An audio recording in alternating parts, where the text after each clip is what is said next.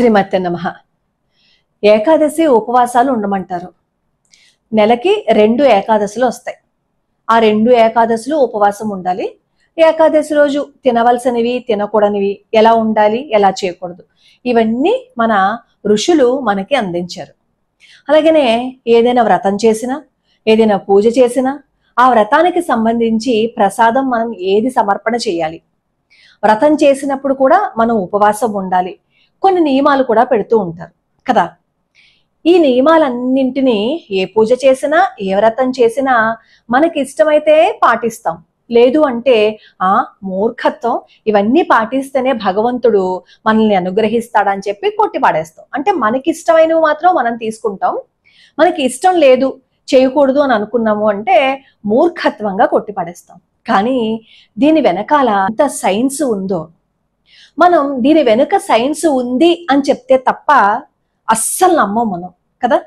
కానీ మన ఋషులు మనకు అందించిన ప్రతి వ్రతం వెనక, ప్రతి పూజ వెనక వాళ్ళు పెట్టిన నియమ నిబంధనలు మన ఆరోగ్యం కోసము, అలాగే మనం ఆధ్యాత్మికంగా ముందుకు వెళ్ళడం కోసం.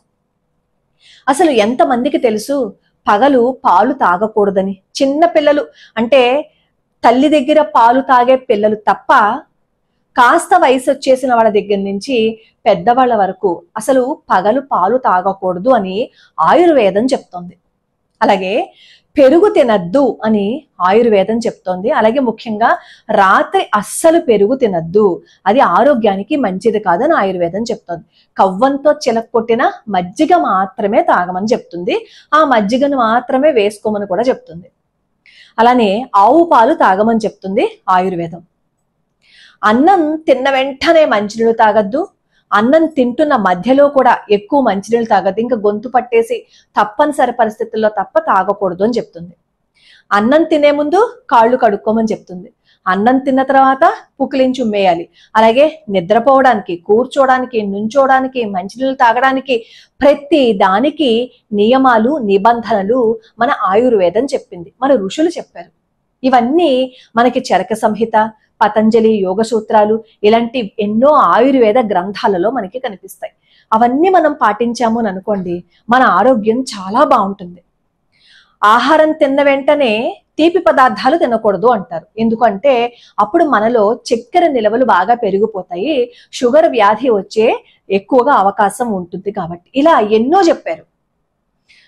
అవన్నింటినీ పక్కన పెట్టేసి మనం జంక్ ఫుడ్లను తింటూ, తినకూడని సమయంలో ఆహారాన్ని తింటాం, పడుకోకూడని సమయంలో నిద్రపోతాం, మంచినీళ్లు తాగకూడని సమయంలో మంచినీళ్ళు తాగుతాం, ఈ కాఫీలు టీలు తాగకూడదు అంటే అవి కూడా తాగుతాం. అసలు పగలే పాలు తాగకూడదు అంటే రోజుకి 5-6 సార్లు కాఫీలు టీలు తాగే వాళ్ళ సంగతి ఏంటి చెప్పండి. వాళ్ళు ఏమంటారు అంటే, ఒకవేళ ఈ వీడియో చూస్తే చెప్పావులేమమ్మా, ఒక్కసారి కనుక మేము కాఫీ తాగలేకపోతే మా బుర్ర బద్దలైపోతుంది, మాకు అసలు ఆలోచించడానికే అవకాశం ఉండదు, మేము ఆలోచించలేము, మేము నిలబడలేము అంటారు ఒక కప్పు కాఫీ తక్కువైతే. అంటే అలా మనల్ని మనం మౌల్డ్ చేసేసుకున్నాం అనమాట అలాంటి వాటికి. ఆరోగ్యకరమైన వాతావరణాన్ని, ఆరోగ్యకరమైన ఆహారాన్ని మనమే దూరం చేసేసుకుని ఈ డైటీషియన్ల వెంట, ఈ వెయిట్ లాస్ సెంటర్స్ వెనక పరిగెడుతున్నాం. పోనీ అక్కడికి వెళ్ళేటప్పుడు కూడా అసలు వాళ్ళు ఎవరు, వాళ్ళకి ఎంత ఎక్స్పీరియన్స్ ఉంది, వాళ్ళు ఎక్కడి నుంచి సర్టిఫికెట్స్ తెచ్చుకున్నారు, వాళ్ళు ఎలా ఎక్కడ పనిచేశారు, వాళ్ళకి అనుభవం ఏంటి, ఎంతమంది వీళ్ళ దగ్గరికి వస్తున్నారు, వచ్చిన వాళ్ళలో ఎంతమందికి నయమైంది, అసలు వీళ్ళ పరిస్థితి ఏంటి అనేది అస్సలు చెక్ చేసుకోం. దానికి కారణం ఏంటంటే ఈ మధ్య సామాజిక మాధ్యమంలో ఈ ఛానల్స్ పెరిగిపోయి ఎన్నో వాటిల్ని చెప్పేస్తున్నారు. అవి చూసి ఇప్పుడు మామూలుగా ఈ పూజలు పునస్కారాలు అని అనుకోండి చేసుకోవచ్చు, దానివల్ల ఇబ్బంది ఏం ఉండదు. మహా అయితే 1 గంట సేపు దేవుడి దగ్గర కూర్చుంటాం. ఆ పూజలు పునస్కారాలకి కూడా ఈ మధ్య కాలంలో చాలా మంది గండి కొట్టేస్తున్నారు అనుకోండి, గుళ్ళకి వెళ్ళకండి, పూజలు చేసుకోకండి, ఆ గుడికి వెళ్ళకండి, ఈ గుడికి వెళ్ళకండి, ఆ గుడికి మాత్రమే వెళ్ళాలా, ఆ పూజలు మాత్రమే చేసుకోవాలని. విచిత్రం ఏంటంటే దేశం కోసం, ధర్మం కోసం మాట్లాడని వాళ్ళు కూడా ఈ ఆధ్యాత్మికవేత్తల మీద, ఈ ప్రవచనకారుల మీద విరుచుకు పడిపోతూ దేశం కోసం, ధర్మం కోసం ధర్మయుద్ధం చేసేస్తున్నామని, పోరాటం చేసేసామని మాట్లాడుతూ ఉంటారు. అది మన కర్మ. ఎన్నో సమస్యలని ఇప్పుడు మనం ఫేస్ చేస్తున్నాం. ఆ సమస్యలన్నింటినీ పక్కన పెట్టేసి ఏదో కాస్త 4 మంచి మాటలు చెప్పే ఈ ప్రవచనకారుల మీద యుద్ధమే చేస్తున్నారు ఈ మధ్యకాలంలో. వాళ్ళు మంచి చెప్తున్నా సరే వాళ్ళు ఇంకా ఏదో తప్పు చేసేసారని పీకి పీకి పీకి పీకి పాకం పట్టేస్తున్నారు. ఈ పీకి పీకి పీకి పాకం పట్టేసే వాళ్ళు దేశంలో ఇంకా మిగతా సమస్యల గురించి మాట్లాడతారంటే పూర్తిగా మాట్లాడరు. ఎందుకంటే దాని డెప్త్ వెళ్ళాలి అంటే ఆ విషయం గురించి మనం పూర్తిగా తెలుసుకోవాలి.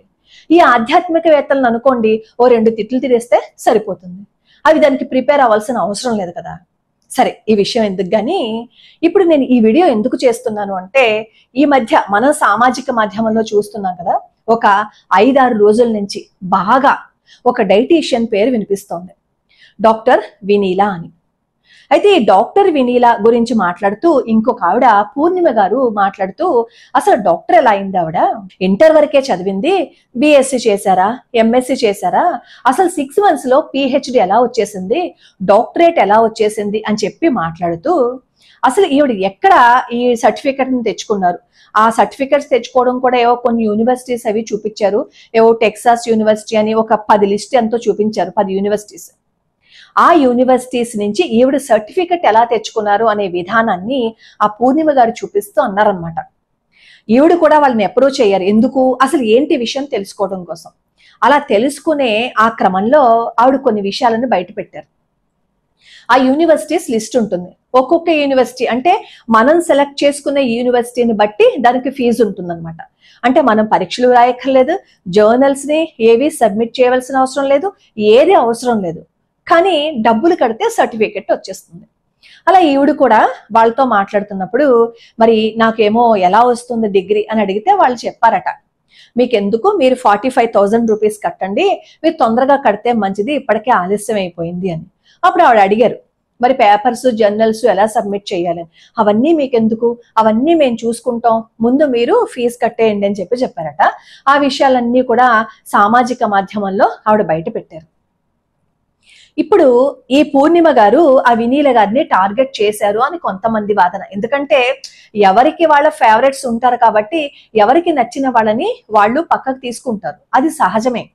అసలు మనం ఈ వెయిట్ లాస్ సెంటర్స్ కి, అసలు ఈ శరీరం గురించి అమ్మి వెళ్ళడం కరెక్టేనా, అది సబబేనా? మనం ఎప్పుడైనా వెయిట్ లాస్ అవ్వాలి అని అనుకోండి, ఒక పేరు పొందిన డాక్టర్ దగ్గరికి వెళ్ళాలి అసలు అసలు ఆ డాక్టర్ ను కూడా ఈ మధ్య కాలంలో ఏమవుతోంది, ఈ నకిలీ డాక్టర్స్ ఎక్కువైపోతున్నారు కదా.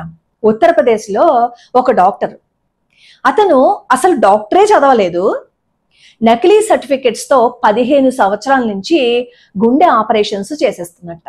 అలా దాదాపుగా ఒక 15 ఆపరేషన్స్ చేసేస్తే 6 ఆపరేషన్స్ ఫెయిల్ అయ్యాయి. అలా ఫెయిల్ అయిన దాంట్లో ఒక గొప్ప వ్యక్తి, అంటే అక్కడ మంత్రి గారు ఎవరో కూడా వచ్చారట. ఆయన అక్కడికి వెళ్ళినప్పుడు ఆ ప్రముఖ వ్యక్తి ప్రాణాలు కూడా పోతే అప్పుడు అసలు విషయం బయటకు వచ్చింది. ఇప్పుడు ఎవరైతే నేను ఈ దేశంలో వాణ్ణి కాదు, బ్రిటన్ నుంచి వచ్చిన డాక్టర్ అని చెప్పుకుంటూ తన జుట్టుని, తన భాషని, తన వేషాన్ని మార్చుకుని, పేరు మార్చుకుని అక్కడ ఈ క్రైస్తవ మిషనరీ హాస్పిటల్స్ లో పనిచేస్తున్నాడో, అతని పేరు నరేంద్ర ఆదిత్య ఏదో పేరుంది. అతను అక్కడ మాత్రమే కాకుండా హైదరాబాద్ లో కూడా అతనికి సంబంధించి కొన్ని కేసెస్ ని ఫైల్ చేశారు. అంటే అసలు తన డాక్టరే కాదు, కానీ ఎన్నో ఆపరేషన్స్ చేసేసాడో చూడండి. ఇలా ఈ మధ్య కాలంలో మనం ఎవరిని నమ్మలేకపోతున్నాం కాబట్టి కాస్త సహనంగా ఒక 4 రోజులు ఆలస్యమైనా పూర్తి వాకబు చేసుకోండి. ఇప్పుడు వెయిట్ లాస్ అవి సడన్ గా మనం వెంటనే చేరుకోవాల్సిన అవసరం లేదు కదా. ఒక 4 రోజులు ఆలస్యమైనా, ఒక 10 రోజుల ఆలస్యమైన నికాస్ అయిన వాళ్ళని చూసి మనం జాయిన్ అయ్యాము అని అనుకోండి, అందులోనూ డాక్టర్ అంటే ఎఫిషియంట్ డాక్టర్, ఎక్స్పీరియన్స్ ఉన్న డాక్టర్, అతనికి ఎన్ని కేసెస్ డీల్ చేశారు, అతనికి ఆ ఊర్లో ఉన్న పేరేంటి, అతనికి ఏమైనా నెగిటివ్ ఉందా, పాజిటివ్ ఎంత ఉంది, ఇవన్నీ మనం క్యాలిక్యులేట్ చేసుకుని అక్కడికి వెళ్తే వాళ్ళు ఎవరినైతే ప్రిస్క్రైబ్ చేస్తారో అక్కడికి వెళ్ళినప్పుడు మనకి ఎటువంటి ఇబ్బంది ఉండదు. ఈ మధ్య కాలంలో మనం చూస్తున్నాం కదా, ఈ కలర్స్ అని, అలాగే చాలా వెయిట్ లాస్ సెంటర్స్ వచ్చేసాయి. ఆ సెంటర్స్ ని బాగా పేరు ఉన్న సెలబ్రిటీస్ ఎంతమంది ప్రమోట్ చేసేసారో, నేను అక్కడికి వెళ్ళడం వల్ల ఇంత వెయిట్ తగ్గాను, నాకు ఎంత బాగుందో అని వాళ్ళు బయటకు మాత్రం చూపిస్తున్నారు. కానీ నిజంగా దాన్ని ఫాలో అయ్యారా, ఫాలో అయ్యి అలాగే ఉన్నారా అని అనుకుంటే తర్వాత వాళ్ళని చూసినప్పుడు వీళ్ళు ఏదైతే ప్రమోట్ చేసినప్పుడు వాళ్ళ స్వరూపం ఉందో ఆ తర్వాత వాళ్ళ రూపం అలా ఉండదు. మళ్ళీ ఇదివరకు ఎలా ఉన్నారో ఆ రూపానికి వాళ్ళు వచ్చేస్తారు. అంటే ఆ ప్రమోట్ చేసేటప్పుడు ఏదో కాస్త డబ్బుల కోసమో, లేదు అంటే వాళ్ళు ఆ సినిమాలో నటించడం కోసమో, ఆ సీరియల్లో నటించడం కోసమో ఈ ఆహార నియమాలు పాటించినప్పుడు వాళ్ళ బాడీ సన్నబడితే అప్పుడు ఈ వీటికన్నీ ప్రమోట్ చేసేస్తున్నారేమో అని అనిపించింది. ఎందుకంటే తర్వాత మళ్ళీ వాళ్ళు యాక్చువల్ రూపానికి వచ్చేస్తున్నారు కాబట్టి. ఇప్పుడు ఈ వినీల గారు కూడా ఇప్పుడు ఎందుకు వచ్చిందంటే బయటకు ఆ విషయం, ఆవిడేవో ఇంజెక్షన్స్ ఇస్తున్నారని, మెడిసిన్స్ అవన్నీ రాస్తున్నారని, అలా తీసుకోవటం వల్ల చాలా మంది ఇబ్బందులకి గురవుతున్నారని చెప్పి వార్తలు వస్తున్నాయి. అలాగే ఈ ఛానల్స్ లో చూసినప్పుడు కూడా అర్థమైంది, మనం ఇవన్నీ చూసి మోసపోయి ఆ తర్వాత బాధపడే కంటే నిజంగా మనకి హెల్త్ ఇష్యూస్ ఉన్నాయి అంటే చాలా గొప్ప ఎక్స్పీరియన్స్ డాక్టర్స్ ఉంటారు, వాళ్ళ దగ్గరికి వెళ్ళండి. వాళ్ళు ఎవరినైతే సజెస్ట్ చేస్తారో అక్కడికి వెళ్తే ఎటువంటి ఇబ్బంది ఉండదు. అన్నిటికంటే ముందు మనం చేయవలసింది ఏంటో తెలుసా, మన ఋషులు ఏదైతే చెప్పారో, మన పెద్దవాళ్ళు ఏదైతే చెప్పారో, మన పెద్దవాళ్ళు ఏదైతే వద్దు అన్నారో అవన్నీ పాటించాము అని అనుకోండి, మనం చాలా ఆరోగ్యంగా ఉంటాం. కానీ మనం పాటించవలసినవన్నీ పాటించడం మానేసి మన ఋషులు చెప్పినవన్నింటినీ మూఢంగా కొట్టి పారేసి మన ఆరోగ్యానికి చేటు తెచ్చుకుంటున్నాం. కాబట్టే పూటకొకటి, వీధికి 10 ఇలాంటి వెయిట్ లాస్ సెంటర్స్ కానీ, యోగా సెంటర్స్ కానీ ఎక్కువైపోతున్నాయి. మన ఆరోగ్యాన్ని మనమే పాడు చేసేసుకుంటున్నాం. ఇప్పుడు అంటున్నారు ఆ వినీల గారిని టార్గెట్ చేసేసారు అని. మనం ఎవరినో టార్గెట్ చేసేశారు అని అనుకుని మనం ఎందుకు బాధపడాలి? మన ఆరోగ్యాన్ని ఎందుకు పణంగా పెట్టాలి? ముందు మనం మన ఆరోగ్య జాగ్రత్తలు తీసుకుందాం. చక్కగా పొద్దున్నే లేచి హాయిగా ఇంట్లో పనులన్నీ చేసుకుంటూ, ఆ సూర్య నమస్కారాలు చేసుకుంటూ, ఆ పిచ్చి కాఫీ టీలు రోజుకి 10 సార్లు తాగకుండా మన ఆయుర్వేదం ఏం చెప్పిందో దాన్ని పాటించాము అని అనుకోండి, పర్ఫెక్ట్ గా ఉంటాం తెలుసా. అసలు ఎటువంటి పరిస్థితుల్లోనూ ఏ ఇబ్బంది రాదు. లోకా సమస్తా సుఖినో భవంతు, సర్వే జనా సుఖినో భవంతు.